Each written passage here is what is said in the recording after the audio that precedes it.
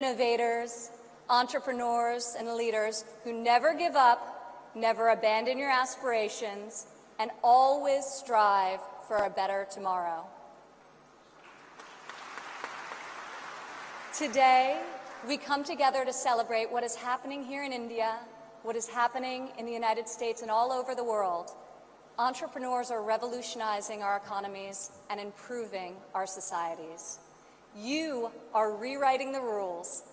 You have the inspiration and drive to serve our communities through the projects you start and the businesses you build. You have the grit, the perseverance, and the will to succeed. Each of you started with an idea.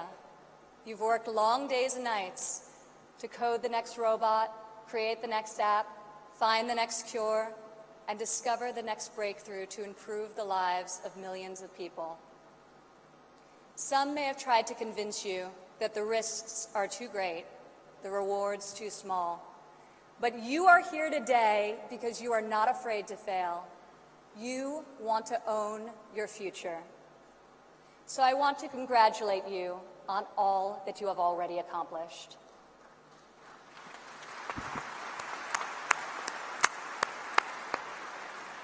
And I especially want to congratulate the women entrepreneurs here with us today.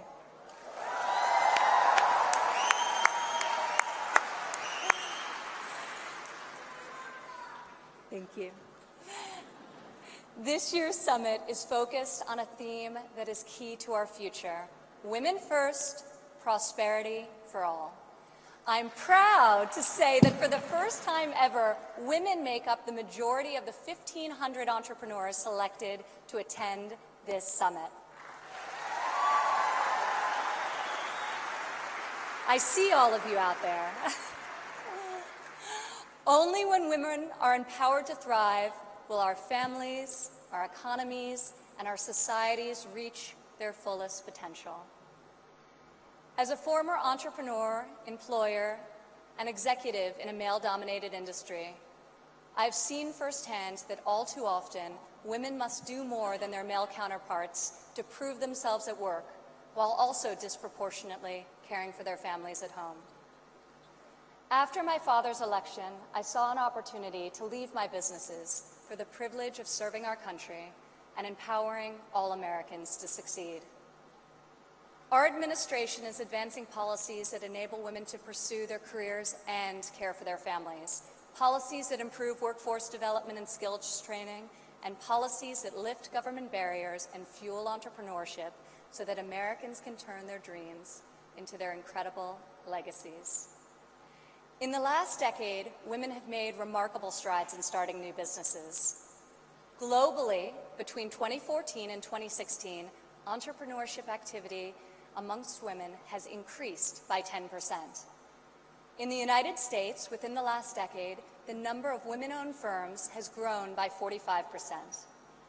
Even more promising, minority women have started nearly 8 in 10 new woman-owned businesses.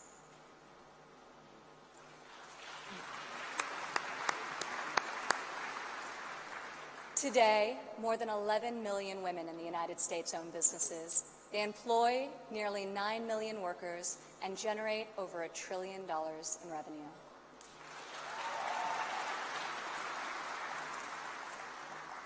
Many women become entrepreneurs and job creators out of necessity.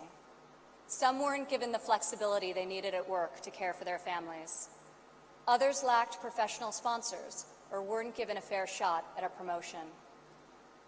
Instead, women, like the many here today, are charting their own courses and achieving incredible feats.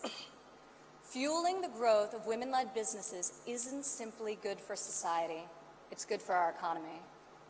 One study estimates that closing the gender entrepreneurship gap worldwide could grow our global GDP by as much as 2%. The women in this room can lead the way in closing that gap and ushering in a new era of greater prosperity.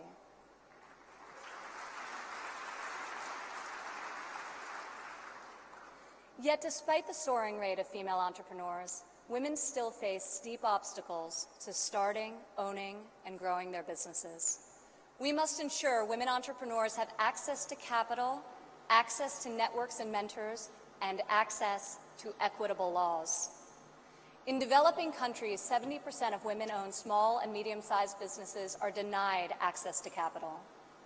The result has been a nearly $300 billion annual credit deficit for women entrepreneurs in the developing world. In the United States, a Harvard Business Review report found that investors ask men questions about their potential for gains, whereas they ask women questions about their potential for loss. This could in part explain why women entrepreneurs received less than 3% of venture capital funding in 2016. We are working hard to reverse this trend. The U.S. Small Business Administration, for example, increased lending to women by over $500 million this year alone.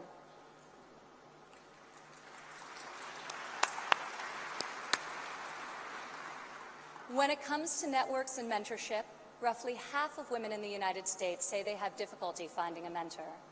Yet mentorship is critical to success, as each of you knows. Entrepreneurs need professional guidance to help them start and grow their business. In the United States, we are fostering mentorship through programs such as SCORE, a nationwide initiative where successful men and women coach those who want to become their own CEOs. And when it comes to equitable laws, while many developed and developing countries have made tremendous strides, there is still much work to be done. In some countries, women are not allowed to own property, travel freely, or work without the consent of their husbands. In even more countries, the cultural and family pressure is so great that women do not feel the freedom to work outside of the home. Our administration is striving to promote greater opportunity for women around the world, both through our domestic reforms and our international initiatives. This summer at the G20 conference, the United States was a founding member of a bold new initiative with the World Bank, the Women Entrepreneur Finance Initiative, also known as WEFI.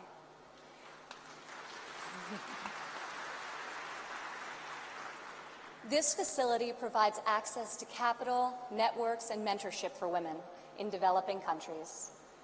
WEFI is the first facility to support women entrepreneurs at this scale, and we anticipate it will be able to leverage in excess of $1 billion in public and private financing.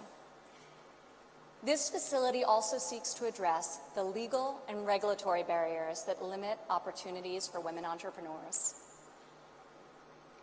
In the last decade, USAID has promoted women's entrepreneurship through a number of programs, including providing microfinance loans to women in Afghanistan and bringing internet access to women in Nigeria and Kenya. USAID Administrator Mark Green is here with us today. Where are you, Mark? Thank you, Mark. I want to thank Mark and the entire U.S. delegation for their tireless work to improve the lives of millions, both domestically and abroad.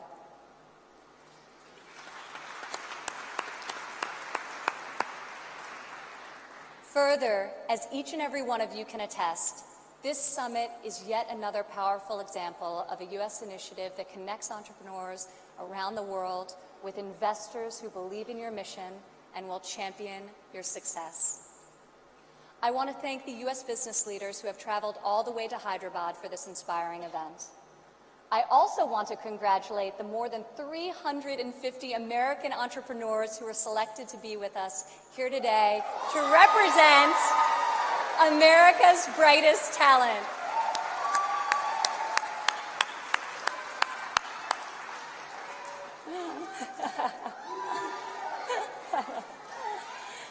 I think I found your section. Thank you. At home, our administration is committed to empowering women entrepreneurs through domestic reforms. In the past 11 months, we have expanded apprenticeship programs and prioritized STEM education to ensure that women and men have more opportunities to master the skills that drive progress in the 21st century. We have dramatically reduced job-crushing regulations, which disproportionately hurt entrepreneurs and small business owners. And we are laser-focused on passing long-overdue tax cuts. This will provide much-needed relief to working families, and to businesses of all sizes. Also this year, for the first time ever, the President's budget included a proposal to establish a nationwide program for paid family leave. We are committed to supporting women and men who work both inside and outside of the home.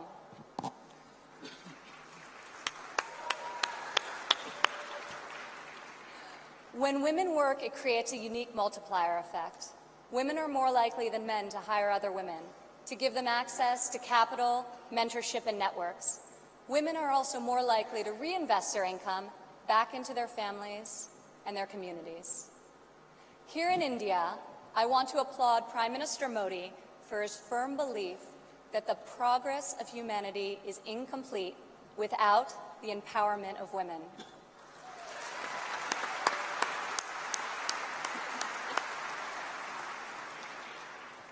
Just consider, if India closes the labor force gender gap by half, your economy could grow by over $150 billion in the next 3 years. As we kick off this 3-day summit, I encourage everyone here to come together, learn from each other, and find new ways to lift barriers in our society so that women are free to innovate, empowered to succeed, and able to leave our children a brighter future. As we strive for change, we must never forget that the best hope for our future is far greater than any single government policy. The source of our success is found in the spirit, the drive, and the talent of our people. Here with us today from San Francisco is Dara Dotz. Dara spent over a decade working in underserved communities around the world. She witnessed firsthand that many times people need very simple items: a bucket for carrying water, a splint to treat an injury, a part to fix a generator. Dara co-founded Field Ready to provide life-saving supplies through 3D printing. Today, Dara's company responds to disasters all over the world and delivers humanitarian aid with cutting-edge technology. Through her innovative solutions, Dara is saving lives and bringing hope to thousands of communities. Thank you, Dara. Please stand up, Dara.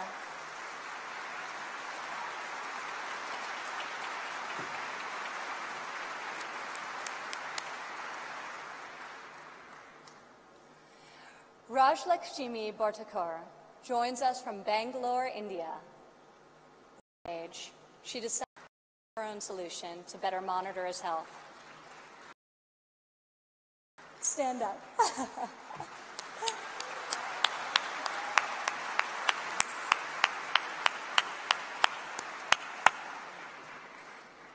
She invented a smart glove that predicts, manages, and detects different diseases and disorders using artificial intelligence. Now her company, Terra Blue, aims to make specialty healthcare accessible in even the most remote places in India. Rajlakshmi, your courage and determination is truly remarkable. Congratulations. Thank you.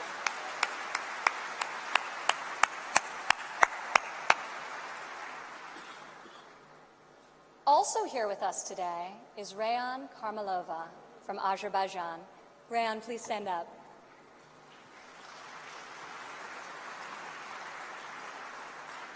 You all won't believe this, but Rayan is just 15 years old. But that has not stopped her from founding a company that harvests energy from rainwater.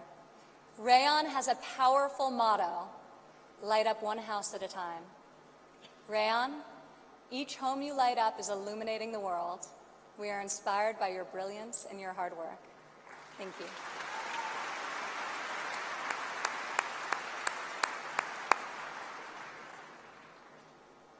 These women represent the vision, the ambition, the grit of every entrepreneur here today.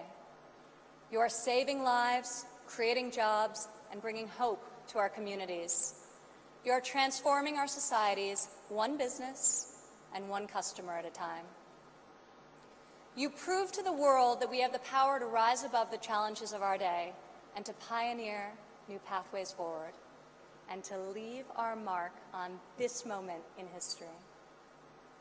Just think about how much better the world would be if all of us, men and women, are empowered to dream big, aim high, and work together towards a more just and prosperous future. A future where mothers and fathers can work hard to build a better life for their families, where boys and girls can go to school, discover their talents, and pursue their ambitions, and where people of all nations can live and work together in dignity and in peace. This is the future we can, will, and must build together. And this is the promise of the visionaries gathered in this room today. Thank you.